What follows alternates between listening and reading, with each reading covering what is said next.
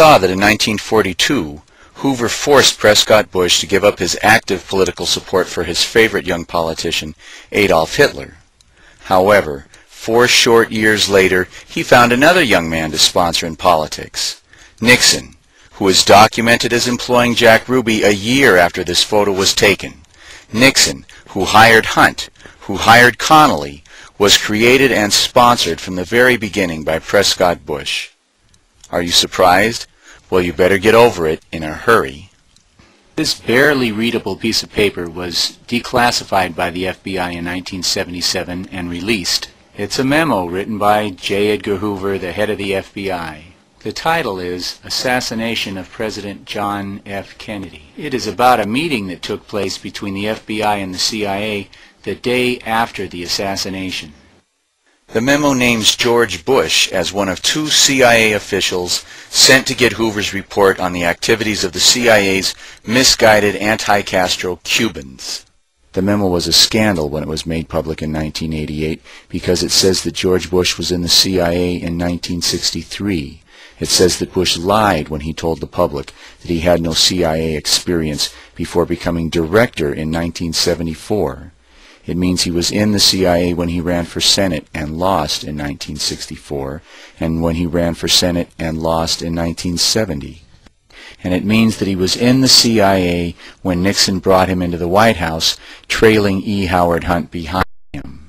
In 1992, Bush was first confronted with this memo, and he had a chance to respond to it. Oh shit. Bush claimed that the memo must be talking about another George Bush working at CIA, because it couldn't be talking about him, because he had never been in the CIA. Except for that time in 1974 when he was director of CIA. Oh shit. Should we believe him? Let's make clear what we're talking about here. The George Bush of the memo, who received the report on misguided Cubans, was clearly a supervisor of the CIA's misguided Cuban operations. We've seen both the CIA and their misguided Cubans implicated in the Kennedy assassination. This is some important stuff, eh? The George Bush of this memo is directly implicated in the assassination. It makes a huge difference whether this was him or some other George Bush. But how can we know? Well, come on, it's basic stuff. Is there any corroboration? Is there any other evidence besides this memo to show whether Bush was in the CIA at this time, or that shows whether Bush was supervising anti-Castro Cubans? We'll start by looking at Bush's connections. A quick look at Allen Dulles may help us understand the importance of connections. Dulles worked closely with Nazi bankers during World War II. That somehow qualified him to become the director of the newly formed Central Intelligence Agency, the CIA. He was the architect of the Bay of Pigs invasion of Cuba. When he launched the invasion against Kennedy's orders, of course Kennedy fired him. So thinking people were shocked when he was virtually put in charge of the investigation, the Warren Commission, because he was the prime suspect as the leader of the assassins. But he had been fired. He was no longer the head of the CIA. How could he lead anything? Because the organizing principle in secret work is that you trust only the people you know personally and are connected to personally. The CIA is not so much an organization as a community, so that it hardly mattered that Kennedy fired Dulles. The men loyal to Dulles, who knew him and trusted in him, continued to trust and obey. In fact, Dulles stood at the center of the group of men who not only had the motive, but the ability to steal the body from the Dallas coroner, to steal it from the Secret Service, mutilate it, and return it, all without attracting public attention. Was George Bush a member of this community in 1963, as the Hoover memo says? Well, did he have close personal ties with these people? Let's examine that question. Certainly one of Bush's main ties to this community is the connection between his father and Allen Dulles. In the 1930s and 1940s, Allen Dulles was a close business associate on a first-name basis with both Prescott Bush and Averell Harriman.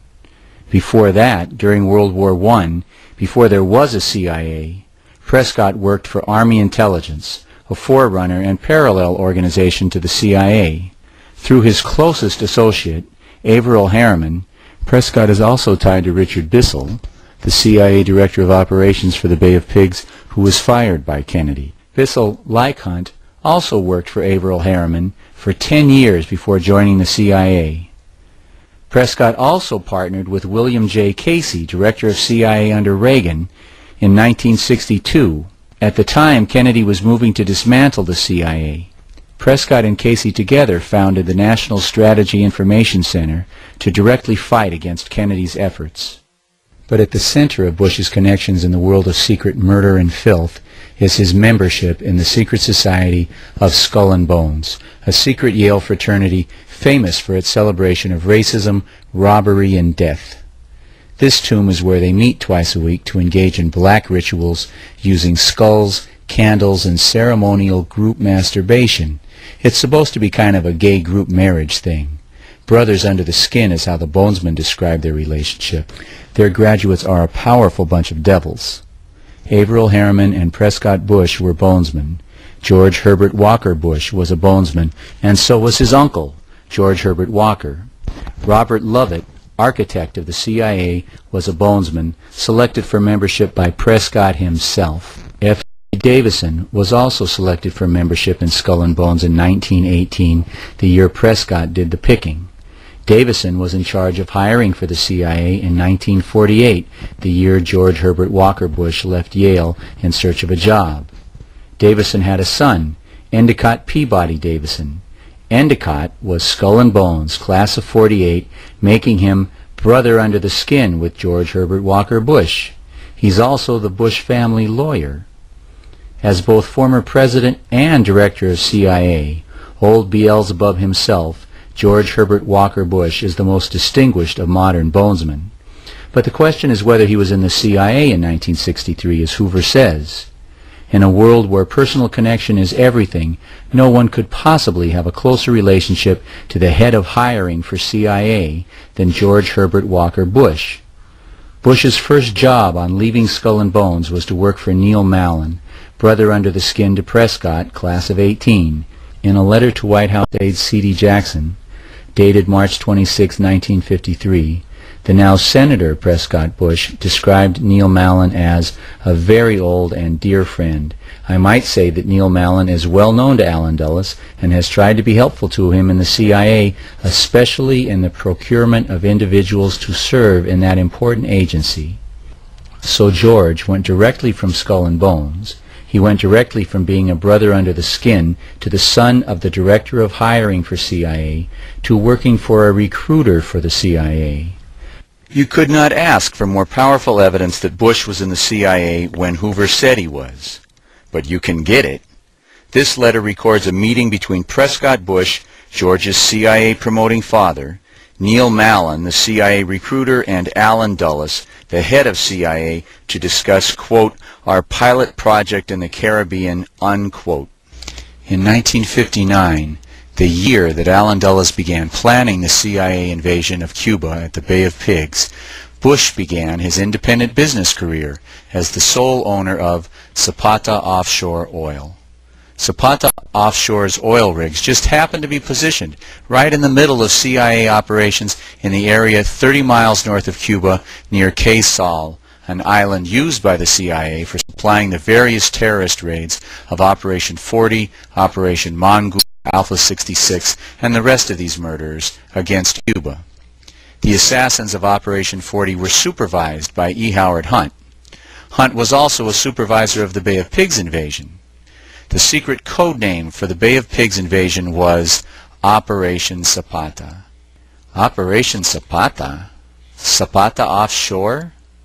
Now you could fairly ask what kind of an idiot would give a secret operation a secret code name and name it after his own company that was operating in the area. What kind of idiot?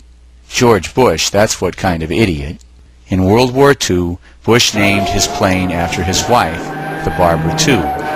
When this plane was shot down, what do you suppose he named his next plane? Did you guess it? The Barbara III. While the CIA was preparing for the Bay of Pigs invasion, the CIA ordered a large ship from the Navy to carry tanks and guns and men to the Bay of Pigs invasion. But no one was supposed to know this was a U.S. Navy ship. The world was supposed to believe that these were just private citizens of Cuba, so it was necessary to disguise the ship and to change the name. The name was changed to the Barbara. Now, this is not a big deal. It's a small deal. but it's there. Bush has a habit of naming things in his military